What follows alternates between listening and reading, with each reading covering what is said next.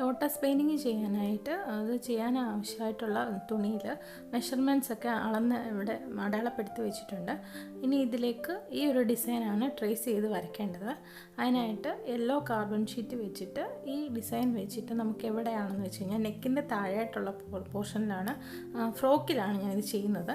അപ്പോൾ അവിടെ ആയിട്ട് ഇതുപോലെ ഒരു യെല്ലോ കാർബൺ വെച്ചിട്ട് അതിന് മുകളിലായിട്ട് ഡിസൈൻ വെച്ച് നമുക്കൊന്ന് ട്രേസ് ചെയ്ത് വരയ്ക്കാം.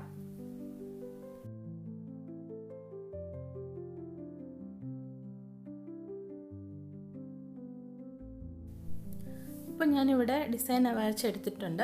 അതിന് മുകളിലായിട്ട് ഒന്ന് പെൻസിലും കൊണ്ട് ചെറുതായിട്ടൊന്ന് ഈ ഡിസൈൻ ഒന്നുകൂടി ഒന്ന് കാണാൻ വേണ്ടിയിട്ട് ഒന്ന് വരച്ചു കൊടുത്തിട്ടുണ്ട്. എന്നിട്ട് ഇതുപോലെ ഒരു റിങ്ങിലേക്ക് ഫിക്സ് ചെയ്ത് കൊടുക്കാം. നമുക്കിനി ഈ ലോട്ടസിന് ഏത് കളറാണ് ഇഷ്ടമെന്ന് വെച്ച് കഴിഞ്ഞാൽ ആ കളറിൽ ഉള്ള പെയിൻറ്റ് എടുക്കാം. ഞാനിവിടെ ഡീപ്പ് പർപ്പിളാണ് എടുത്തിരിക്കുന്നത്. അതിൻ്റെ തന്നെ ഒരു ലൈറ്റർ ഷെയ്ഡും വൈറ്റ് കളറും, അങ്ങനെ 3 കളറിലായിരിക്കും നമ്മൾ ഈ ഇതിൻ്റെ ഫ്ലവർ ചെയ്യുന്നത്. അപ്പോൾ ഈ ഇതിൻ്റെ ലൈറ്റ് ഷെയ്ഡ് ഉണ്ടെങ്കിൽ നമുക്ക് അങ്ങനെ എടുക്കാം. ഇല്ലെങ്കിൽ ഈ വൈറ്റും ഈ ഒരു കളറും കൂടെ മിക്സ് ചെയ്ത് കഴിഞ്ഞാൽ ഇതിൻ്റെ ലൈറ്റ് ഷെയ്ഡ് നമുക്ക് കിട്ടും. അപ്പോൾ അതിനായിട്ട് ഞാനൊരു കുറച്ച് വൈറ്റ് കളർ എടുത്തിട്ടുണ്ട്. അതിലേക്കൊരു 2 ഡ്രോപ്പ് പർപ്പിൾ ഷെയ്ഡും കൂടെ ചേർത്ത് മിക്സ് ചെയ്തിട്ട് ഇതിൻ്റെ ലൈറ്റ് കളർ നമുക്ക് ഉണ്ടാക്കിയെടുക്കാം. ഇനി നമുക്കിത് പെയിൻറ്റ് ചെയ്ത് തുടങ്ങാം. ഓരോ പെറ്റലായിട്ട് വേണം നമ്മളിത് ചെയ്തെടുക്കാനായിട്ട്. കുറച്ച് പെയിൻറ്റ് ബ്രഷിൽ, റൗണ്ട് ബ്രഷാണ് ഞാൻ എടുത്തിരിക്കുന്നത്. ഇതുപോലെ പെറ്റലിൻ്റെ മുകളിൽ നിന്ന് താഴോട്ട് ഇതുപോലെ ഒന്ന് പെയിൻറ്റ് ചെയ്തെടുക്കണം. ഇനി വൈറ്റ് പെയിൻ്റ് എടുത്ത് അതേ പെറ്റലിൻ്റെ താഴെ നിന്ന് മുകളിലോട്ടുള്ള ഡയറക്ഷനിൽ ഇതുപോലെ പെയിൻറ്റ് ചെയ്ത് കൊടുക്കാം. എന്നിട്ട് സെൻറ്ററിൽ നല്ലതായിട്ട് ഈ പിങ്കും വൈറ്റും കൂടെ നന്നായിട്ട് ബ്ലെൻഡ് ചെയ്യുന്ന രീതിയിൽ നല്ലപോലെ ഇത് ബ്രഷ് ചെയ്ത് കൊടുക്കണം. ആദ്യമായിട്ട് പെയിൻറ്റിങ് ചെയ്യുന്നവർ കോട്ടൺ തുണിയിൽ വേണം ചെയ്യാൻ. ഇതിപ്പോൾ ഞാനൊരു ക്രേപ്പിലാണ് ചെയ്യുന്നത്. കോട്ടണിലാവുമ്പോൾ കുറച്ചും കൂടെ ഈസി ആയിട്ട് നമുക്ക് ചെയ്തെടുക്കാനായിട്ട് പറ്റും. ഇപ്പോൾ ഞാനൊരു പെറ്റൽ ഏകദേശം ഇവിടെ പെയിൻറ്റ് ചെയ്തിട്ടുണ്ട്. ഇനി അടുത്ത പെറ്റലും ഓരോ പെറ്റലായിട്ട് നമുക്ക് ഇതുപോലെ തന്നെ ആദ്യം ലൈറ്റ് കളർ മുകളിൽ നിന്ന് താപ്പോട്ട് ഉള്ള ഡയറക്ഷനിൽ അടിച്ചതിന് ശേഷം വൈറ്റ് കളർ താഴെ നിന്ന് മേളിലോട്ട് അടിച്ച് ബ്ലെൻഡ് ചെയ്ത് ഇങ്ങനെ എല്ലാ പെറ്റൽസും കംപ്ലീറ്റ് ചെയ്യാം.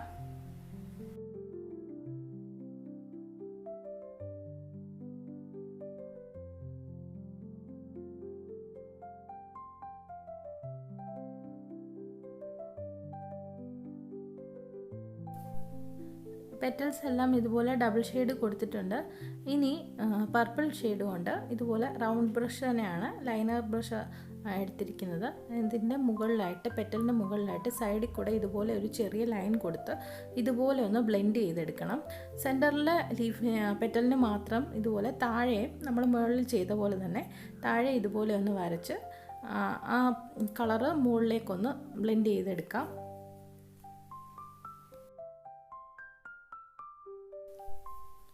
ഇനി ബാക്കിയുള്ള എല്ലാ പെറ്റൽസിലും ഓരോ പെറ്റൽസായിട്ട് ഇതുപോലെ മുകളിൽ നിന്ന് താഴേക്ക് ഒന്ന് ബോർഡർ പോലെ ചെറുതായിട്ടൊന്ന് വരച്ച് ഇതുപോലെ ഒന്ന് സ്പ്രെഡ് ചെയ്ത് കൊടുക്കണം.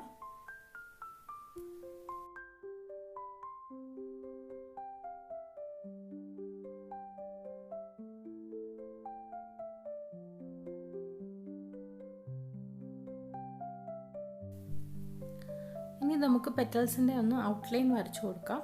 ഇതുപോലെ നൈസായിട്ട് ഇതുപോലെ ഒന്ന് ഔട്ട്ലൈൻ എല്ലാ പെറ്റൽസിനും ഓരോന്നിനായിട്ട് നമുക്കിതുപോലെ വരച്ചു കൊടുക്കാം.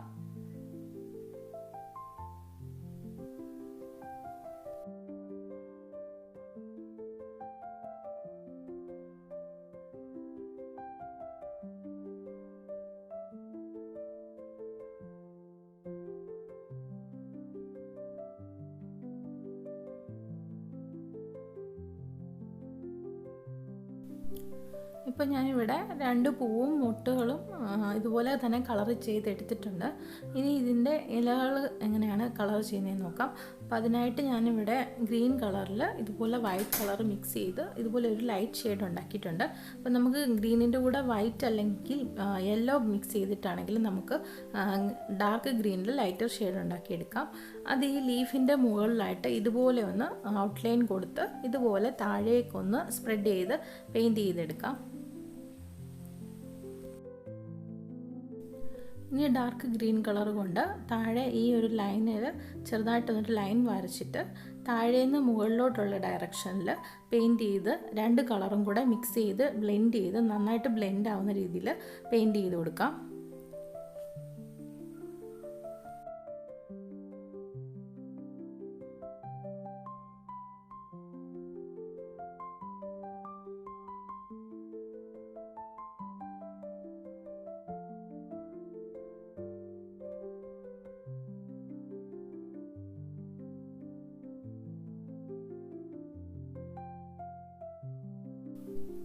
ഇനി താഴത്തെ ഈ ഒരു പോർഷനിൽ വൈറ്റ് കളർ ഫില്ല് ചെയ്തെടുക്കാം. വൈറ്റിന് പകരം നമുക്ക് യെല്ലോ വേണമെങ്കിലും കളർ കോമ്പിനേഷനായിട്ട് ഈ ലീഫിൻ്റെ ഇവിടെ എടുക്കാം.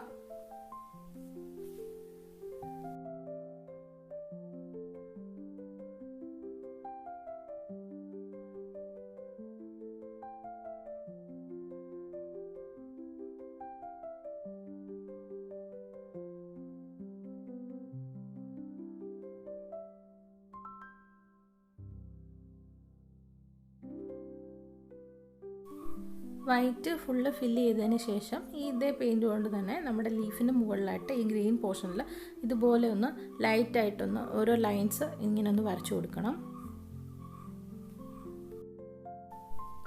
ഇനി ഡാർക്ക് ഗ്രീൻ കളറ് സ്റ്റെമ്മിൽ ഇതുപോലെ ഒന്ന് അടിച്ച് ഈ വൈറ്റ് പോർഷനിലേക്ക് മുകളിലേക്കുള്ള ഡയറക്ഷനിൽ ഇതുപോലെ ഒന്ന് പെയിൻറ്റ് ചെയ്ത് ഒന്ന് വൈറ്റും ഈ ഗ്രീനുമായിട്ടൊന്ന് നല്ലപോലെ ഒന്ന് ബ്ലെൻഡ് ചെയ്തെടുക്കാം.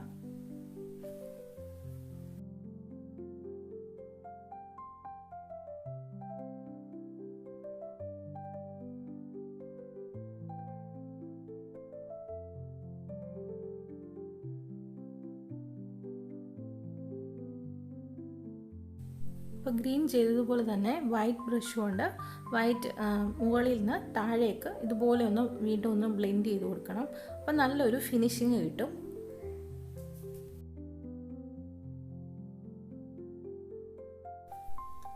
ഇനി നമുക്ക് ഇവിടെ സ്റ്റെമ്മ് ചെയ്തെടുക്കാം. അപ്പോൾ അതിനായിട്ട് ഒരു സൈഡിൽ ഡാർക്ക് ഗ്രീനും മറ്റു സൈഡിൽ ലൈറ്റ് ഗ്രീനും കൂടെ ചെയ്ത് ഒന്ന് ബ്ലെൻഡ് ചെയ്തെടുക്കണം.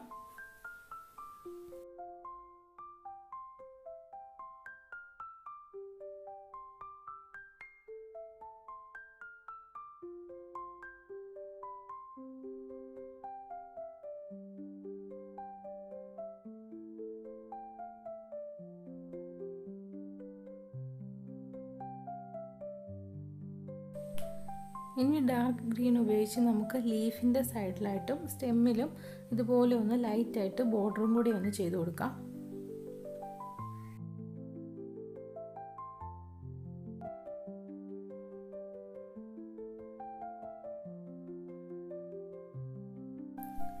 ഇനി ഇതിൻ്റെ സീഡ് ചെയ്യാനായിട്ട് ഇതിൻ്റെ ഒരു അറ്റത്തുള്ള ഈ ഒരു റൗണ്ട് പോർഷനിൽ ഡാർക്ക് ഗ്രീൻ ഇതുപോലെ ഒന്ന് പെയിൻറ്റ് ചെയ്ത് കൊടുക്കണം. ഈ മുകളിലെ ഈ ഭാഗത്ത് നമുക്ക് ലൈറ്റ് ഗ്രീന് ചെയ്ത് കൊടുക്കാം.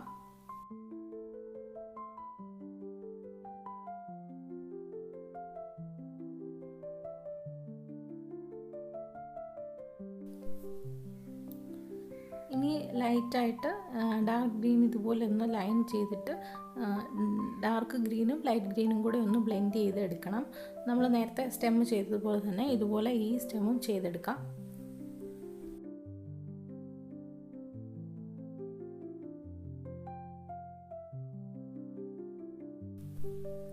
ഇനി സീഡ്സിനായിട്ട് ഇതുപോലെ വൈറ്റ് കളർ കൊണ്ട് ഇങ്ങനെ ചെറുതായിട്ടൊന്ന് കുത്ത് ഇട്ട് കൊടുക്കാം. ഇനി ഡാർക്ക് ഗ്രീൻ കൊണ്ട് ലൈറ്റായിട്ട് ഒരു ഔട്ട്ലൈൻ കൂടെ കൊടുത്ത് ബാക്കി സ്റ്റെമ്മുകളും ലീവ്സും ഒക്കെ കംപ്ലീറ്റ് ചെയ്ത് നേരത്തെ ചെയ്തതുപോലെ തന്നെ കംപ്ലീറ്റ് ചെയ്ത് എടുക്കാം. ഞാനിതിപ്പോൾ ഇവിടെ ഒരു ഫ്രോക്കിലാണ് ചെയ്തിരിക്കുന്നത്. ഇത് തന്നെ നമുക്ക് സെറ്റ് സാരിയിലോ പ്ലെയിനായിട്ടുള്ള ചുരിദാറിലോ ഒക്കെ ചെയ്തെടുക്കാം, നല്ല ഭംഗിയായിരിക്കും.